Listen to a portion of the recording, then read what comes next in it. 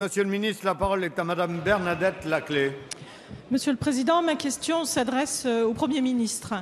La France et l'Italie sont l'un pour l'autre le deuxième partenaire économique avec près de 70 milliards d'euros d'échanges économiques annuels. La semaine dernière s'est tenu à Paris le 32e sommet franco-italien, un sommet particulièrement important et qui a été l'occasion de décisions essentielles. Ainsi, plusieurs médias nationaux et européens s'en sont fait l'écho et ont pris la mesure de l'importance de la décision conjointe des deux pays d'engager les travaux définitifs du grand ouvrage ferroviaire reliant Lyon à Turin, maillon clé du corridor méditerranéen de Séville à Budapest en passant par Barcelone, Lyon et Milan.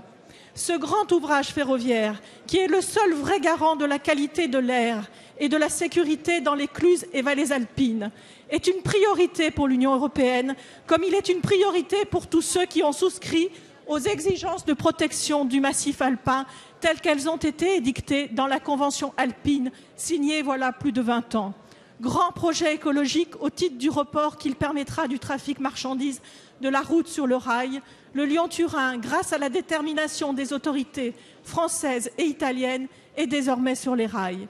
Après cette décision historique, qui ne peut qu'honorer les autorités des deux pays qui l'ont prise, et je sais, Monsieur le Premier ministre, votre mobilisation, ainsi que celle du Président de la République, pour voir ce dossier aboutir. Pouvez-vous confirmer à la représentation nationale cette orientation prioritaire du report modal au moyen de cette infrastructure et lui faire connaître les projets envisageables pour faire monter en puissance progressivement l'autoroute ferroviaire alpine en dépit des limites qui sont celles des infrastructures existantes? Merci. La parole est à Monsieur Alain Vidalies, secrétaire d'État chargé des transports, de la mer et de la pêche.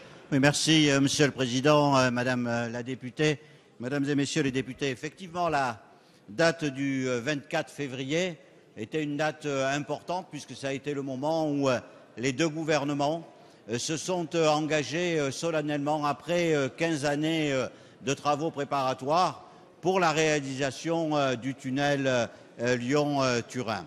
Nous avons ce jour-là à la fois signé l'engagement pour réaliser les travaux et aussi signé la lettre de dépôt de candidature présentée par les deux pays, l'Italie et la France, à la Commission européenne, puisque l'une des conditions préalables, évidemment, est que ce dossier important pour chacun des pays reçoive une subvention de l'ordre de 40% de la part de la Commission européenne. Vous l'avez dit, nous sommes sur un engagement qui a été pris il y a longtemps dans la Convention alpine, à un moment où d'ailleurs il faisait plutôt consensus, mais nous sommes aussi sur un engagement qui répond encore plus aujourd'hui aux exigences de la protection de l'environnement avec le choix du report modal.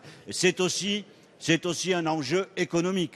Au moment où d'autres, à d'autres lieux des Alpes, font de la convergence, font de la liaison, il serait, à mon avis, tout à fait irresponsable que l'Italie et la France restent spectateurs et regardent les courants économiques partir ailleurs. Donc, pour toutes ces raisons, le gouvernement, le président de la République, le Premier ministre ont considéré, avec leurs homologues italiens, qu'il y avait ce rendez-vous important et la France a été à ce rendez-vous. Après, il y a ceux qui nous disent oui, mais il y a aussi l'autoroute ferroviaire alpine. Ce n'est pas l'un ou l'autre. Dans l'attente, effectivement, la France a rappelé qu'elle était attachée à cette autoroute ferroviaire alpine, mais ça n'est pas le même objectif, ça n'est pas les mêmes moyens, ça n'est pas l'un ou l'autre, c'est les deux. Et les deux, ça s'appelle le report modal. C'est le choix que nous avons fait et la France et l'Italie ont été au rendez-vous de ce choix. Merci. Merci. La séance des questions au gouvernement est terminée. La séance est suspendue.